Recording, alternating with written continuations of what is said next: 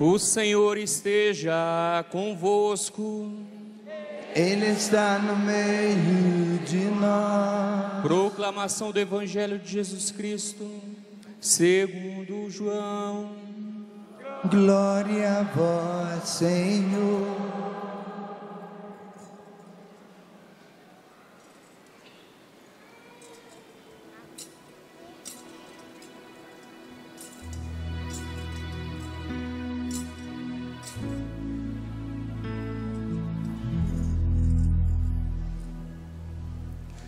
Ao anoitecer daquele dia, o primeiro da semana, estando fechadas, por medo dos judeus, as portas do lugar onde os discípulos se encontravam, Jesus entrou e, pondo-se no meio deles, disse: a paz esteja convosco.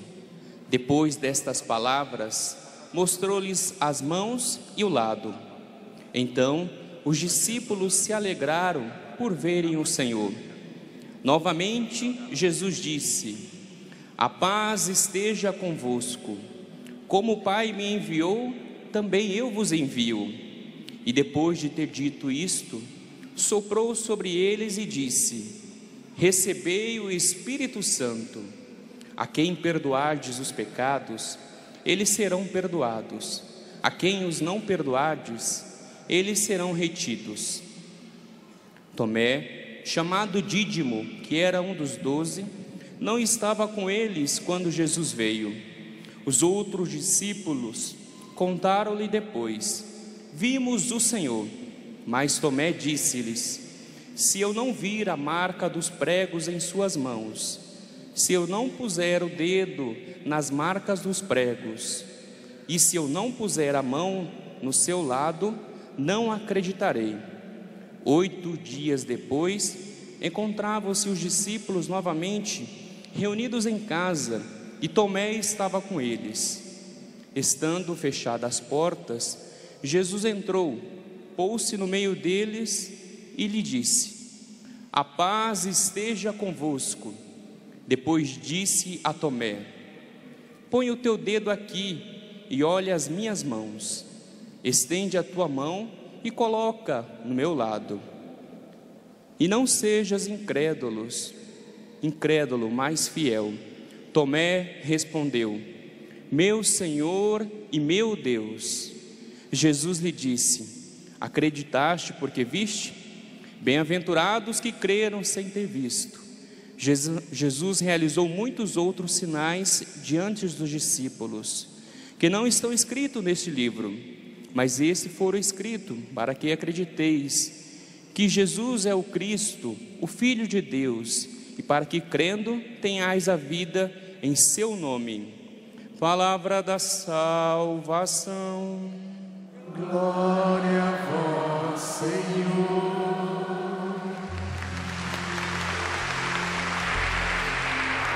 Meu Senhor e meu Deus,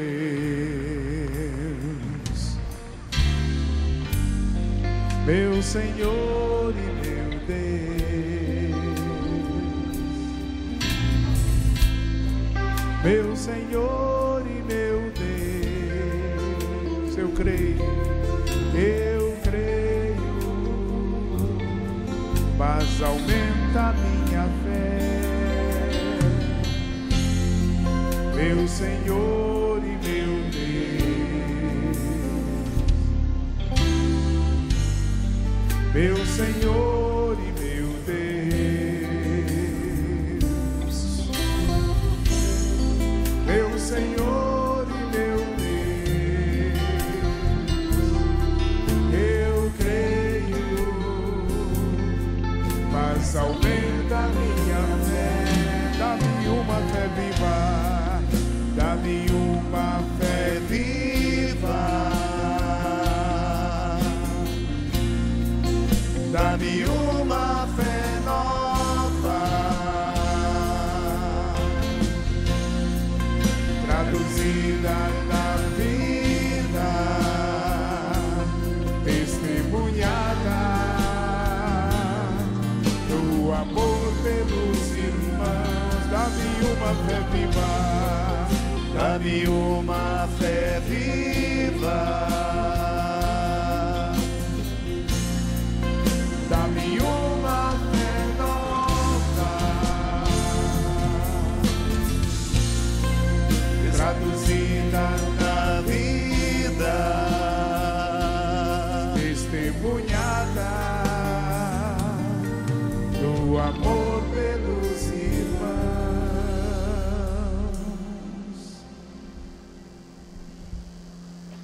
Dá-me uma fé viva. Solta a sua voz, bem bonito. Dá-me uma fé nova,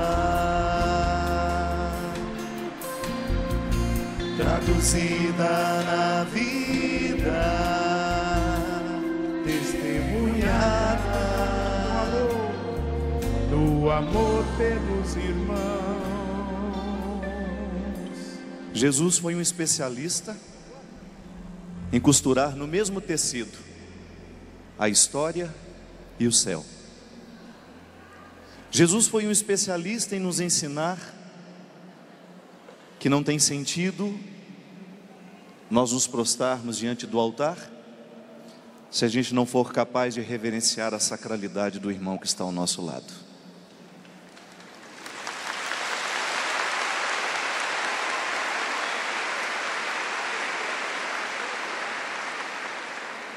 É por isso que o cristianismo,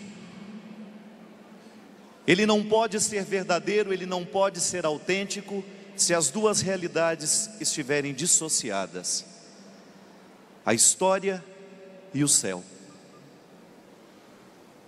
Nós não podemos acreditar numa fé que nos coloque o tempo todo na busca pelo céu e que não nos ensina a valorizar a história como um lugar onde nós construímos e antecipamos o que será o eterno. Por isso a misericórdia entra neste contexto para nós, neste tempo de Páscoa. Dá-me uma fé viva, dá-me uma fé nova. Aquele que está na história sabe muito bem que a precariedade das coisas faz parte de nós. Nós somos transitórios, minha gente. Nós somos transitórios. A beleza de ontem é modificada e de repente nós nos percebemos modificados hoje. As destrezas do corpo vão embora com o tempo. A gente vai aprendendo a lidar com os nossos limites. Ainda vindo para cá, achei muito bonitinho. A Teca, minha funcionária que cuida de mim, ela veio junto comigo. E a Manuela, netinha dela, era para ter passado o domingo hoje. Por isso que a Teca pôde vir, porque antes ela iria ficar cuidando da neta. Só que de manhã, o pai da Manuela ligou e a Manuela precisou dar um recado para a avó, que ela não iria passar o dia com ela, porque ela chora muito. Vovó, eu não vou porque eu choro. Ela tem 2 anos de idade. A Manuela começou a aprender que ela é limitada, que ficar longe da mãe provoca uma saudade que faz a gente chorar de vez em quando. Quem aqui nunca chorou de saudade da mãe? E aí eu disse isso para a Teca, que bonito. Ela dizia, vovó, eu não posso ir porque eu sei que eu vou chorar. Ela está aprendendo a lidar com ela. Ela já está fazendo uma experiência histórica bastante saudável de reconhecer o limite que tem. Porque quem reconhece o limite que tem, torna-se capaz de receber a misericórdia do outro. Só quem sabe limitado é que procura pela misericórdia. Os arrogantes não querem a misericórdia. Os arrogantes podem até ficar confortáveis, mas oferecendo ao outro a misericórdia. Mas você olhar para o outro e dizer, eu choro, eu sangro, eu tenho pecados, eu tenho misérias. É preciso que se tenha caminhado muito numa experiência de fé para ter coragem de reconhecer essa indigência. É preciso muita coragem para caminhar,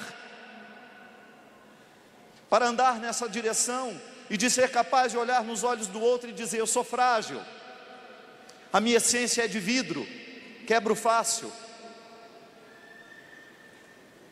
Mas quando o ser humano se encoraja para poder dizer isso, para assumir isso para ele mesmo, nós entramos na dinâmica da palavra de Paulo, que o tesouro existe, mas ele está dentro de um vaso de barro. E você poderia assumir isso para a sua vida. Eu sou um tesouro precioso, mas eu estou guardado num vaso de barro.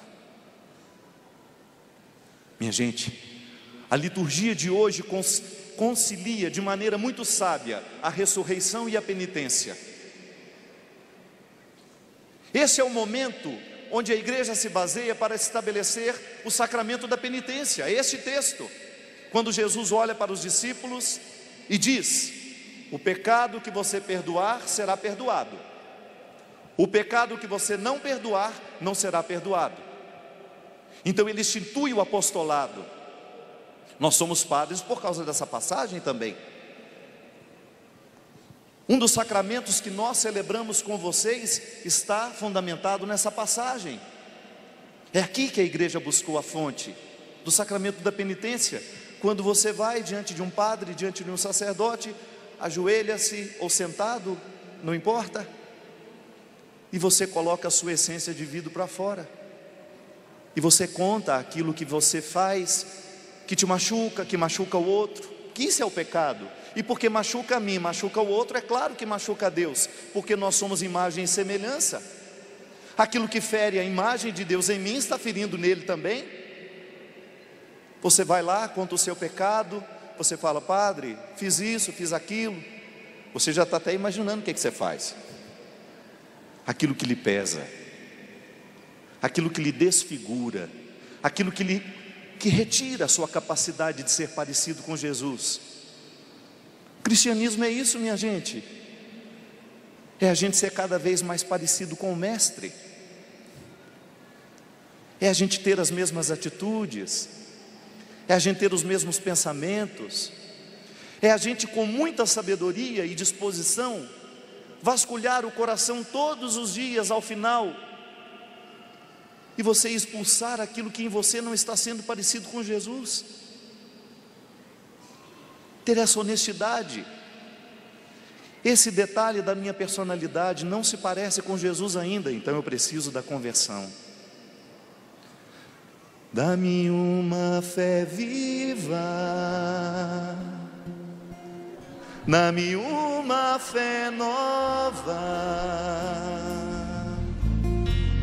traduzida na vida. Pronto, chegamos ao ponto.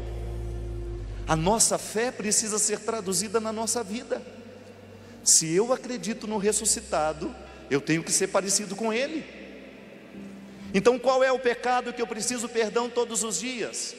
Qual é o pecado que eu preciso pedir perdão a Deus todos os dias na minha vida? Aquilo que me impede de ser parecido com o Mestre.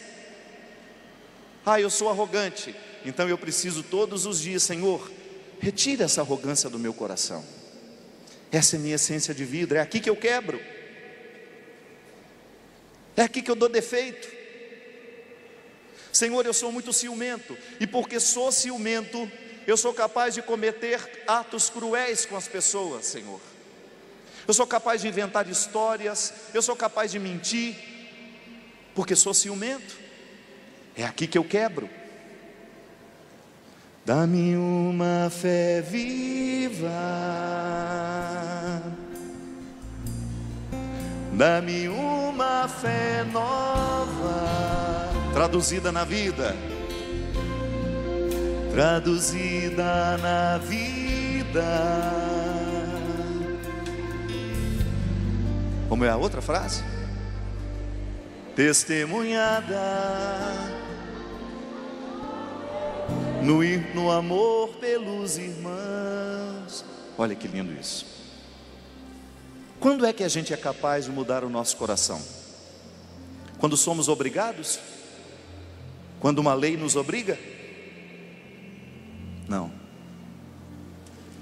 A gente pode até obedecer por um tempo, porque a lei estabeleceu aquilo. Mas se a gente não entra no coração da lei, a gente não obedecerá quando o outro não estiver nos observando. É assim que funciona.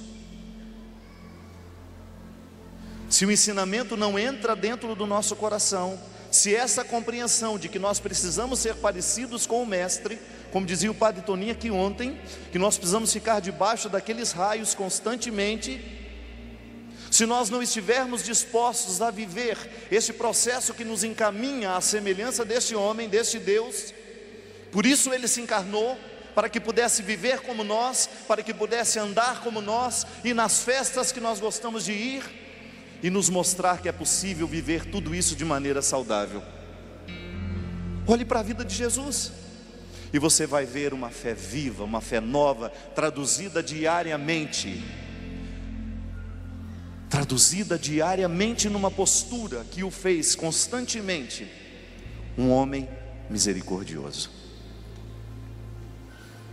O evangelho de hoje, minha gente, é um momento em que ele pede a nós: leve a misericórdia ao mundo, leve a misericórdia àqueles que precisam. Ainda que você não possa levar sacramentalmente como eu posso, no momento em que você me procura como padre, e você pede: Padre, absolve os meus pecados, eu quero sair daqui mais leve. Mas você pode oferecer ao outro o sacramento do seu amor, a sua capacidade de amar. É ali que você se mostra cristão. É ali que nós damos testemunho ao mundo de que alguma coisa aconteceu dentro de nós de verdade, de que nós não somos filhos de uma obrigação religiosa.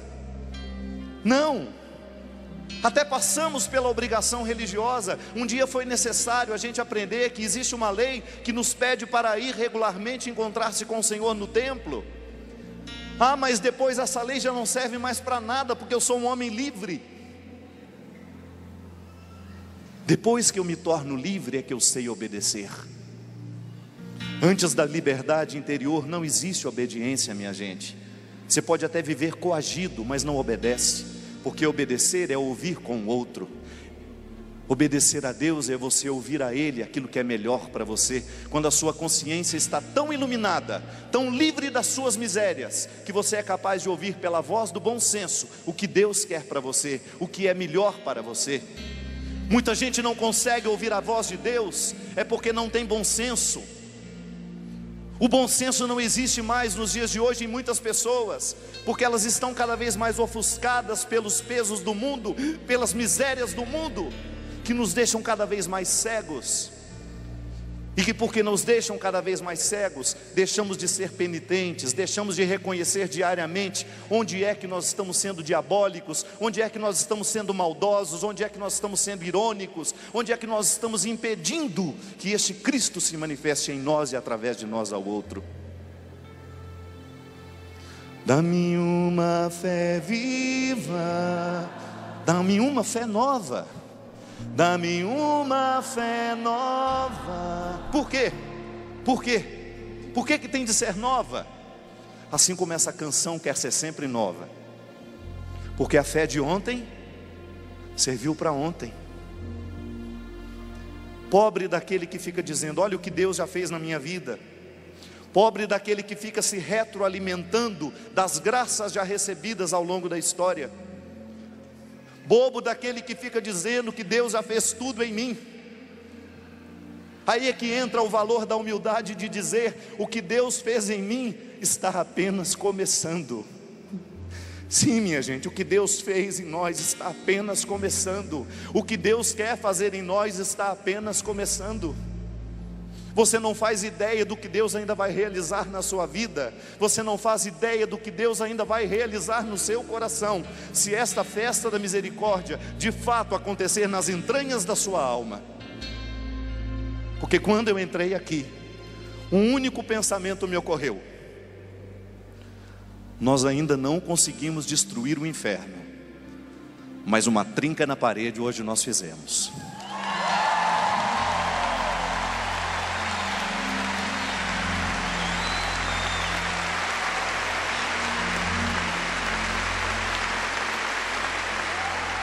E é assim que nós vamos destruir esse infeliz, porque o diabo não é outra coisa senão um infeliz. porque ele não provoca nada de bom, minha gente.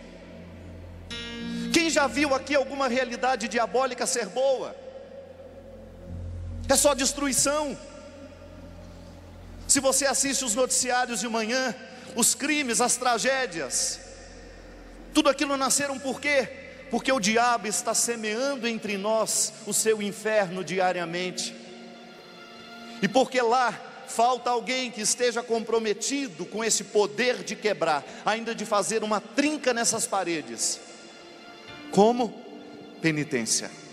É o evangelho de hoje.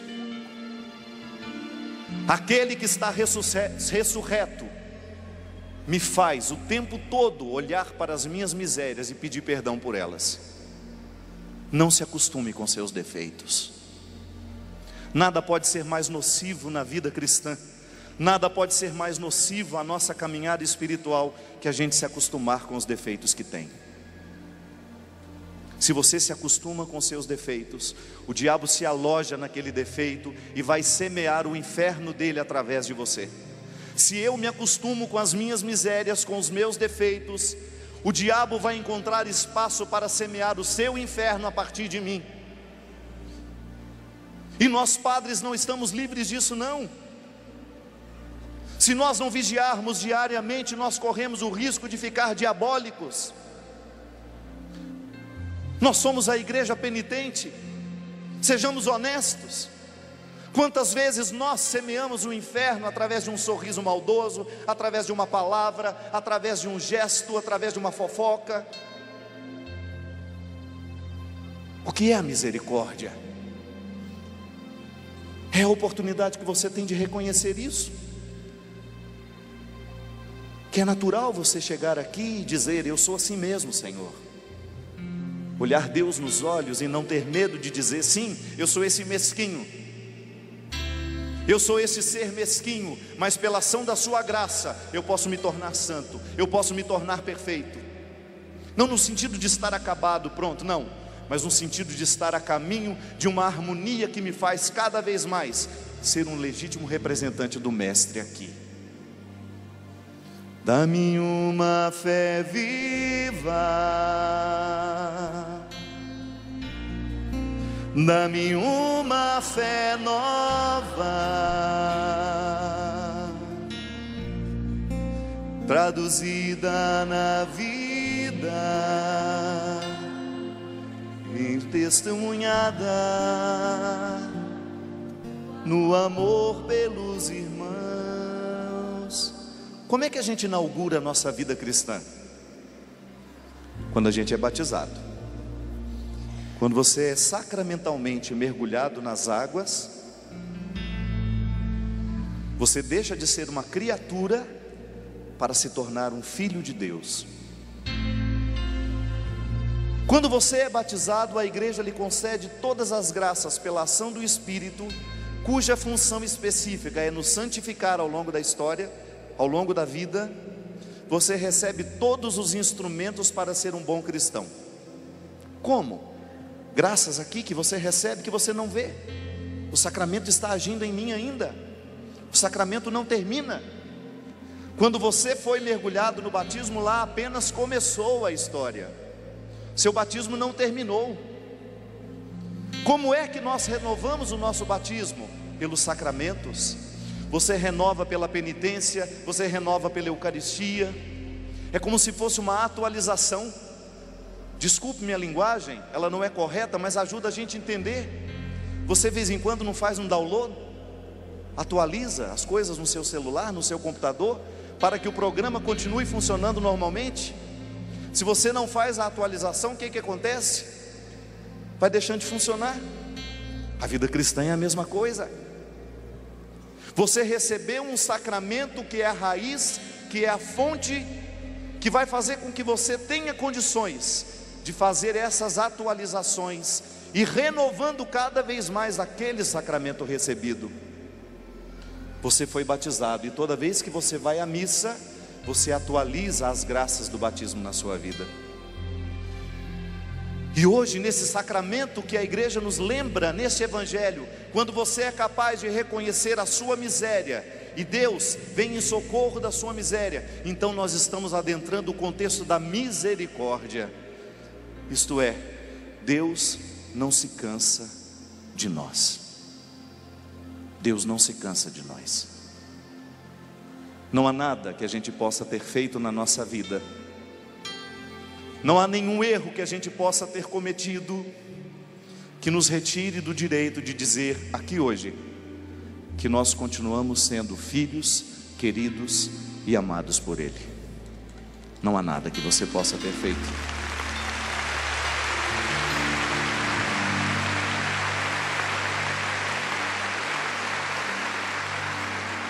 E por que eu digo que se a gente ainda não conseguiu destruir o inferno, hoje pelo menos uma trinca na parede a gente fez? Eu não tenho medo de estar equivocado naquilo que vou dizer a vocês. Só a misericórdia pode salvar o mundo. Só a misericórdia pode salvar esse mundo.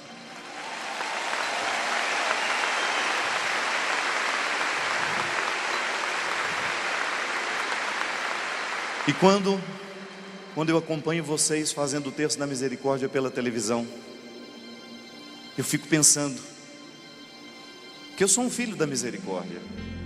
Sou padre do Sagrado Coração de Jesus, toda a minha vida foi lá, profeta do amor, ministro da reconciliação. Toda vez que eu vejo as meninas fazendo o terço com vocês em casa, quem acompanha em casa aqui o terço da misericórdia, olha isso. Minha gente, se a gente levar a sério aquelas palavras, ninguém pode nos segurar como cristãos, não. Você se tornará revolucionário, como? Através da sua misericórdia, através do seu coração misericordioso. Porque a misericórdia é uma forma aprimorada da lei. Não adianta você obedecer à lei, é só a misericórdia que nos leva ao coração da lei. Então você já imaginou essa festa cada vez maior, esta festa cada vez mais prestigiada, com cada vez mais adeptos, essa devoção nos dada por hoje, São João Paulo II, nos autorizada por ele. Essa devoção tem o poder de transformar o mundo, sim. Por quê? Porque onde existir um ser humano trabalhado, com uma espiritualidade trabalhada a partir do conceito de misericórdia, ali existirá um cristão verdadeiramente parecido com Jesus.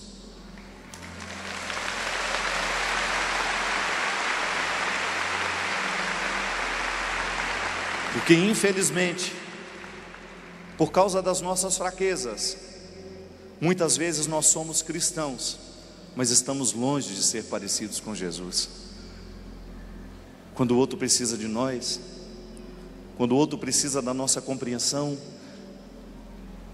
oh minha gente, se você pudesse ver o que eu já vi nessa vida, como padre, que eu sempre digo que nós padres, nós temos ainda uma oportunidade maior, porque nós conhecemos os avessos da humanidade. Quantas pessoas que chegam diante de nós envergonhadas do que elas fizeram, do que elas viveram. O que elas precisam de mim? O que elas querem de mim naquela hora? É só o meu coração. Não querem a minha teologia, não precisam daquilo que a faculdade me ensinou. São poucos os que vêm procurar uma dúvida de fé, não é verdade? Padre, eu estou um pouco confuso para compreender a trindade econômica. Não. A maioria dos que me procuram precisa de um motivo para continuar vivendo. E ali naquela hora, a minha teologia não basta, a minha filosofia não basta, os meus conhecimentos gerais não bastam. É só o meu coração visitado pela misericórdia de Deus que aquela pessoa precisa. Só isso, nada mais.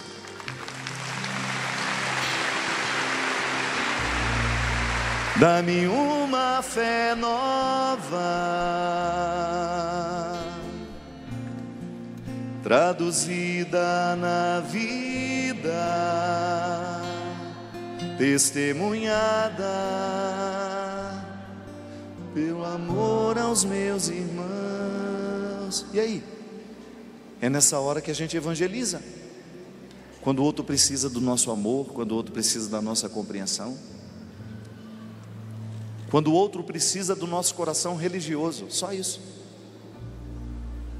Por isso eu digo que a gente fará uma grande trinca no inferno, se todos nós que estamos aqui voltarmos para casa mais misericordiosos. Se nós voltarmos para casa mais misericordiosos, muitas famílias serão transformadas a partir daquele que voltará misericordioso.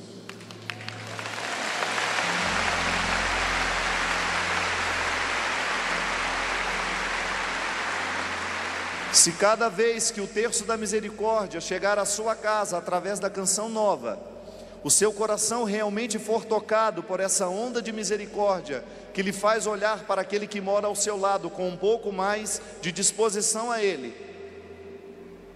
você realmente quebrará as paredes do inferno dentro da sua casa. Ninguém vai te segurar.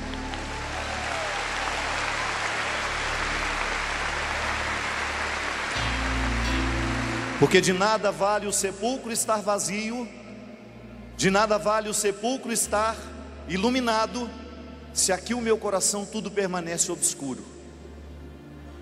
Se essa ressurreição não me contagia, se ela não me empresta uma fé nova diariamente, capaz de ser traduzida através da minha vida, no amor pelos meus irmãos, na minha capacidade de me reconhecer frágil, de pedir perdão ao Senhor todos os dias, para que eu não me acostume com os meus pecados, para que eu não me acostume com os meus erros, porque nisso consiste a misericórdia. A misericórdia comporta a justiça, não é um amor bobo, porque às vezes a gente acha que a misericórdia é aquele constante, eu posso ir lá fazer o que eu quiser porque Deus me perdoa. Não, a misericórdia é um movimento das entranhas, quando a sua consciência se torna parecida com a consciência de Jesus.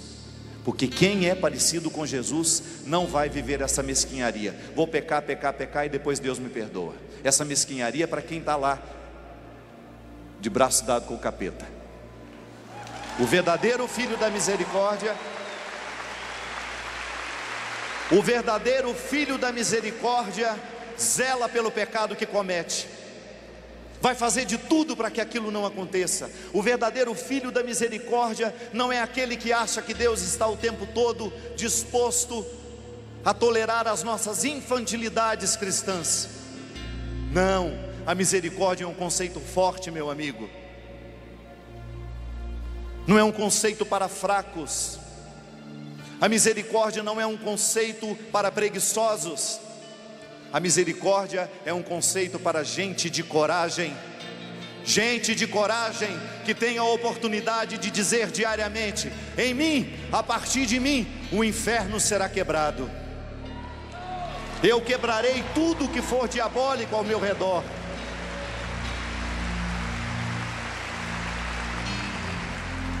E se você ficar atento a isso, você vai perceber que não é tão difícil assim quebrar as paredes do diabo.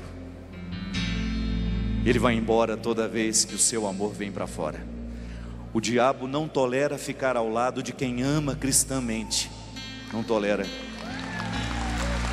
O diabo não fica numa casa onde o amor fraterno prevalece. A única maneira de exorcizar esse diabo nos nossos dias é você amando de maneira cristã. Padre, pelo amor de Deus, vai fazer o exorcismo na minha casa que nós estamos todos encapetados. Meu marido é um pemba. Ouse levar a dinâmica da misericórdia para a sua vida. Você vai ver, você vai ter capeta importunando e querendo ficar lá dentro. É expulso toda hora que a sua voz clama pelo poder do misericordioso e você se torna parecido com ele. Dá-me uma fé viva, dá-me uma fé nova. Traduzida na vida: testemunhada testemunhada no amor pelos irmãos. E se você ficar disposto a levar essa misericórdia a quem passar pela sua vida, você vai começar a fazer milagre, viu? Você vai fazer milagre, porque hoje em dia, nós não estamos necessitados de realidades sobrenaturais. Nós estamos tão pobres humanamente, minha gente, que nós estamos necessitados de realidades naturais, de sorrisos, de abraços, de verdade. Isso não é sobrenatural, não. A graça sobrenatural está agindo em nós o tempo todo, basta você alcançar. Agora está difícil você conviver com gente que naturalmente possa amar, com gente que naturalmente possa ser honesta, com gente que naturalmente possa ser fiel. Está raro. E é por isso que aquele que está sob a dinâmica da misericórdia não vai descansar enquanto não perceber em si mesmo aquilo que a distancia de ser naturalmente cristã. O cristianismo não pode ser um esforço o tempo todo, ele precisa ser natural. Nós precisamos buscar naturalmente esse Deus, e isso é conversão, é penitência, é fruto da ressurreição em nós. Quando você começa a agir naturalmente de acordo com a vontade do Senhor na sua vida, e então você vai socorrer os que estão desabrigados. Da mesma maneira, quando tem uma enchente e as pessoas perdem as suas casas e não tem mais para onde voltar, estão desabrigados. Só que todos os dias outros tipos de enchente estão acontecendo ao nosso redor, desabrigando as pessoas. Ontem mesmo eu estava em Patos de Minas. Nós fizemos um evento muito bonito ontem para o Hospital de Câncer de Barretos. E antes de começar, entrou um casal muito sem jeito. Sabe quando já entra querendo sair? E eles me cumprimentaram. Aí ele virou e falou assim: padre, na verdade a gente queria conversar com o senhor, mas eles disseram que não pode. E eu vi que ele estava desabrigado. Eu vi que eles estavam sem casa. Eu olhei nos olhos daquele rapaz e daquela moça, ainda mais tímida que ele, acuada. Eu percebi, eles estão sem casa. E às vezes a gente tem uma pretensão de achar que Deus nos leva a um lugar para uma coisa, e você chega lá e percebe que se enganou, que não foi para aquele grande evento que Deus te levou. Quantas vezes vocês viveram isso? Não é verdade? Quantas vezes nós vamos em missão, achamos que o que Deus preparou para nós foi aquele povo, aquela multidão, aquele palco, aquela música. Claro, tudo aquilo é importante, vai tocar o coração de muita gente, nós acreditamos nisso. Mas nunca perco a oportunidade de perceber que nos bastidores Deus arma alguns palcos muito mais importantes do que aquele que estava me esperando. E aí?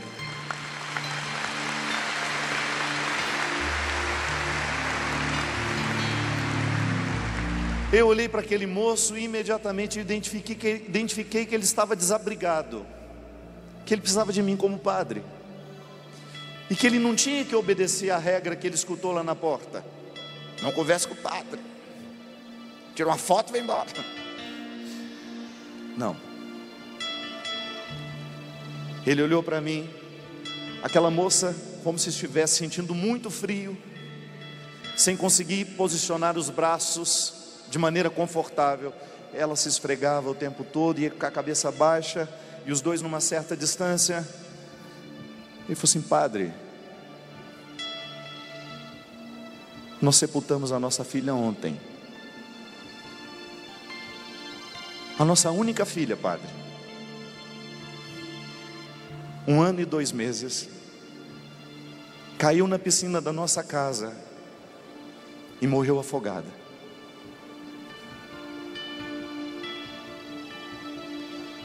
Aí ele me disse assim: e eu sou o culpado, padre. Eu sou o culpado porque eu estava cuidando dela. Minha gente, você pode imaginar o que você escutar de um rapaz que não deve ter nem 30 anos, um fardo desse? E nisso imediatamente a moça chegou, segurou minha mão, falou: padre, me explique por que isso aconteceu. Me explique por que essa tragédia aconteceu na nossa vida, padre. Minha gente, arrancar um fardo como este de um coração, arrancar uma dor como essa, ou ajudar a compreender uma dor como essa, só quem acredita mesmo nos raios dessa proteção. Caso contrário, é só desespero que nos resta. Eu olhei para ele e me disse: meu filho, você nunca mais vai dizer que você foi o culpado pela morte da sua filha. Todos os dias tragédias acontecem. Todos os dias pessoas inocentes morrem. E quem dera nós pudéssemos recolher todos os que estão agora, neste momento, sendo vítimas de uma tragédia. Quem dera nós pudéssemos evitar todas as desgraças do mundo.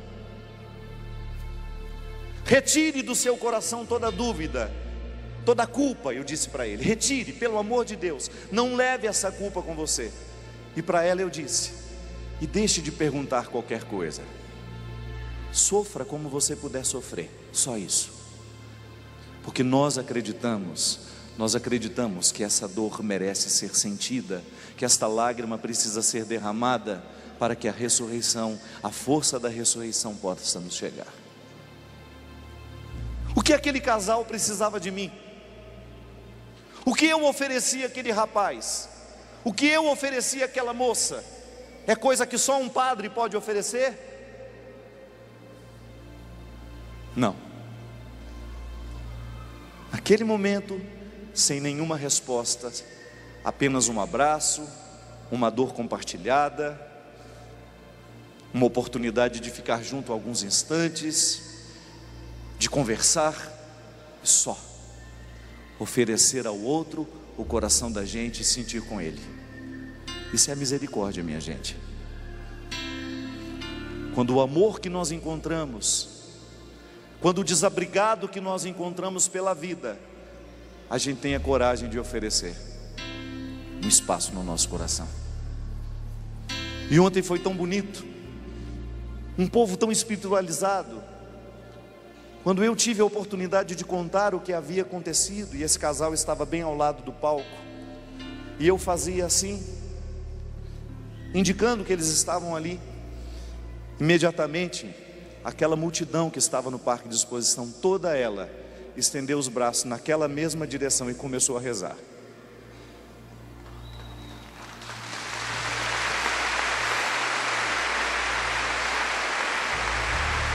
Sem ninguém pedir, sem ninguém solicitar, aquela multidão estendeu os braços na direção onde aqueles desabrigados estavam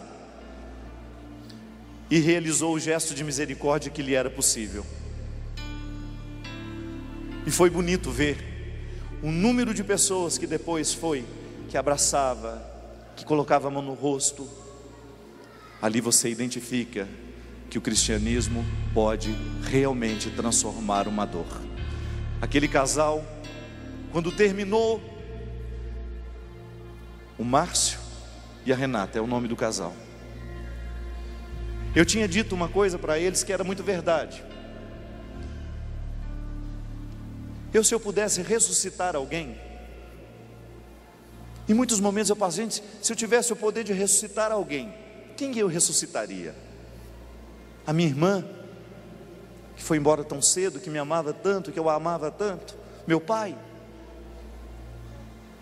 Ontem, minha gente, a dor daquele casal foi tão aguda para mim, que eu não ressuscitaria ninguém da minha casa, eu ressuscitaria aquela menina. para que ela pudesse voltar.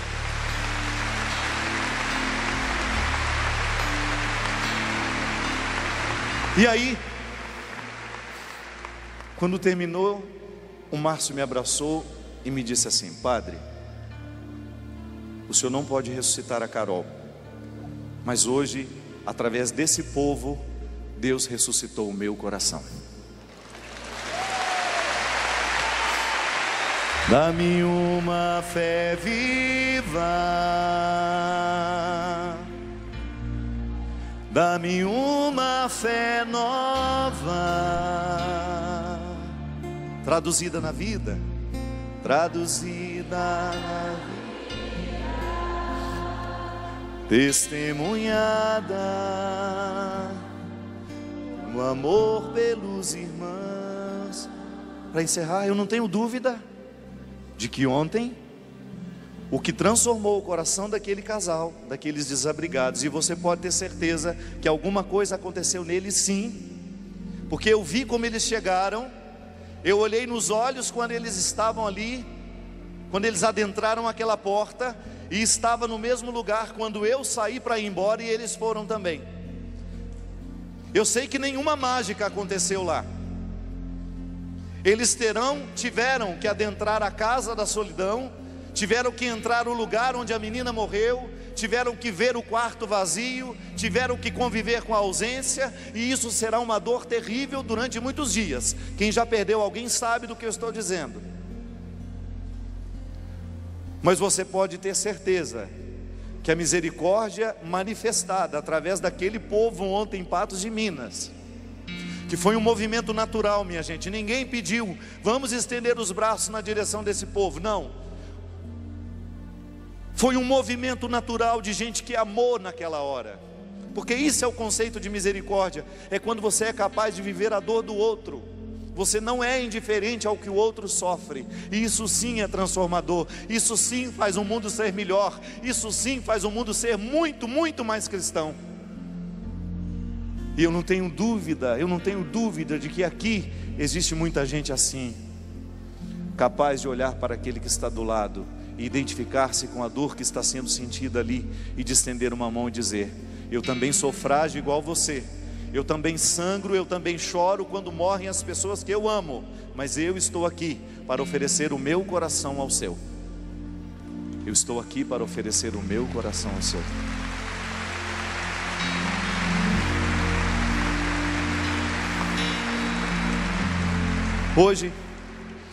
Hoje Jesus instituiu os apóstolos para que eles pudessem perdoar os pecados. Nós estamos fazendo esse trabalho. Hoje, milhões de pessoas confessaram seus pecados a algum sacerdote, algum apóstolo, algum ministro instituído pela igreja.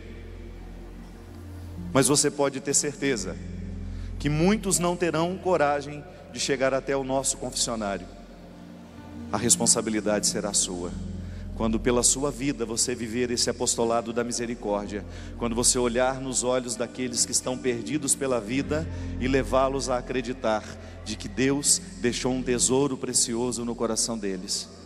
E você, se você levar o seu cristianismo a sério, você terá a oportunidade de consolar muitos corações, como ontem o coração do Márcio e da Renata foram consolados. Porque, minha gente, nós ainda não temos o poder de ressuscitar os mortos, volto a dizer, mas tem muito vivo, tem muita gente viva ao nosso lado, necessitada de ressurreição. E essa ressurreição chegará através do Cristo que mora em mim, que mora em você. Dá-me uma fé viva, fique em pé comigo. Dá-me uma fé nova, traduzida na vida, testemunhada do amor pelos irmãos. Dá-me uma fé viva, Dá-me uma fé viva, uma fé nova, dá-me uma fé nova, traduzida na vida, traduzida na vida, testemunhada do amor pelos irmãos. Só você. Dá-me uma fé. Mas pede com o coração, que o Senhor visite o seu coração, que Ele lhe conceda essa graça de ter um coração misericordioso, que nunca lhe falte misericórdia àqueles que passarem por você, no amor pelos irmãos. Uma última pergunta: quem aqui às vezes sente que o coração está velho, mas não velho de idade, viu? Com falta de disposição. E eu também, cansado. Ai meu Deus, não aguento mais isso. Lá vem ela de novo com a mesma história. Não é assim? Ai meu Deus, lá vem ela com a mesma lamúria. Isso é falta de misericórdia, é? Às vezes falta misericórdia. Às vezes falta misericórdia com o seu marido. Oh, e como falta, padre. Às vezes falta misericórdia com a sua esposa. Ixi, com o irmão, com o amigo. Pois é. Vamos trincar as paredes do inferno com a nossa capacidade de amar. Vamos trincar esse inferno com o nosso poder cristão. Você pode muito. Você não pode imaginar o que Deus ainda fará através de você, da sua capacidade de ser misericordioso. Amém. Testemunhada no amor pelos irmãos. Dá um abraço em quem está do lado. Dá um abraço carinhoso em quem está do lado. Esse é o território da sua santidade. Esse é o lugar onde você pode exercer a misericórdia. É nesse lugar que você pode trincar a parede do inferno. Você que está em casa, bate lá na porta do quarto que está fechada. Entra lá e dá um abraço e dizer: eu amo você. Isso. Me perdoa por todas as minhas falhas. Vamos quebrar as paredes do diabo dentro da nossa casa, com a nossa capacidade de amar, com o nosso jeito cada vez mais parecido com o de Jesus. Dá-me uma fé nova.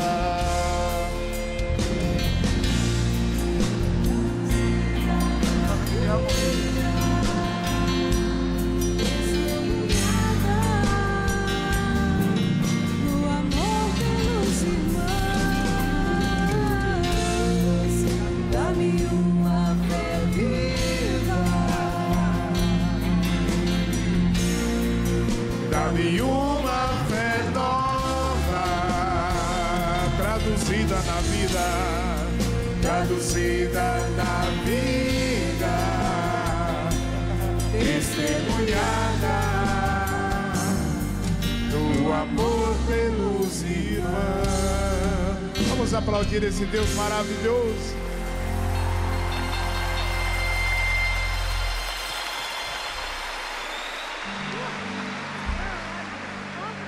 Padre Fábio, muito obrigado. Vamos sim trincar o inferno cada vez mais. Cada vez mais. Obrigado.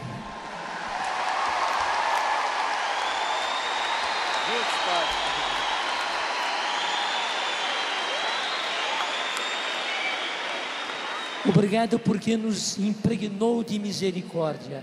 E não apenas impregnou, impregnados de misericórdia, o Senhor nos impulsionou para sermos misericórdia. Muito obrigado mesmo.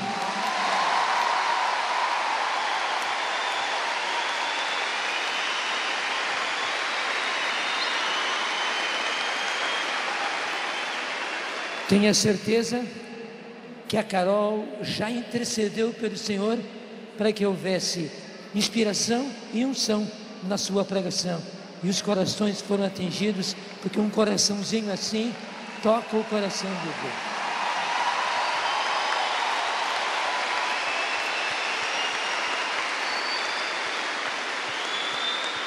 Por isso, professemos a nossa fé. Creio em Deus, Pai Todo-Poderoso, Criador do céu e da terra, e em Jesus Cristo, seu Filho, nosso Senhor, que foi concebido pelo poder do Espírito Santo, nasceu da Virgem Maria, padeceu sob Pôncio Pilatos, foi crucificado, morto e sepultado, desceu à mansão dos mortos, ressuscitou no terceiro dia, subiu aos céus, está sentado à direita de Deus Pai Todo-Poderoso, donde há de vir a julgar os vivos e os mortos. Creio no Espírito Santo, na Santa Igreja Católica, na comunhão dos santos, na remissão dos pecados, na ressurreição da carne,